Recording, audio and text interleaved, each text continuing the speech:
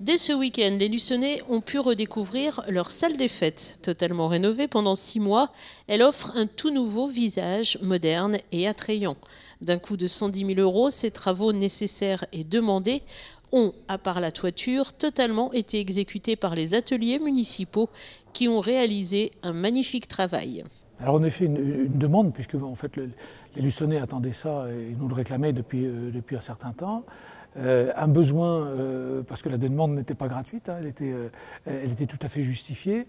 Par contre, la manière dont on l'a fait a été quelque chose de réfléchi, puisque tout ce qui a été fait ici dans cette salle a été entièrement réalisé par les ateliers municipaux. Tout le monde y a participé, d'ailleurs c'était vraiment un travail de groupe et on les a laissés faire un petit peu, donc il y avait un architecte bien sûr derrière pour la décoration qui donnait des conseils, mais on les a laissés faire pour qu'ils fassent une salle qui ressemble d'abord à ce qu'ils veulent faire, à ce qu'ils sont capables de faire, et le résultat, je dois le dire, est particulièrement magnifique, hein, et qui montre d'ailleurs quelles sont les capacités des ateliers municipaux. Moi, je suis très fier de cette réalisation qui sont faits entièrement par les ateliers municipaux. L'ensemble des métiers a été sollicité et 6 agents ont travaillé en permanence sur le chantier avec des pointes jusqu'à 12 personnes. Outre la grande salle, une tisanière a également été réalisée pour organiser des vins d'honneur ou bien des buffets froids et un nouveau vestiaire mis en place avec de magnifiques décorations. Et pour travailler, les ateliers ont tenté de s'inspirer de ce qu'était la salle autrefois, sachant que très peu de documents existent. Alors en effet, c'était un des challenges qui a été relativement difficile, puisqu'il y avait des écrits, mais très peu d'images sur ce qu'était la salle. Or, il y a eu plein de manifestations ici.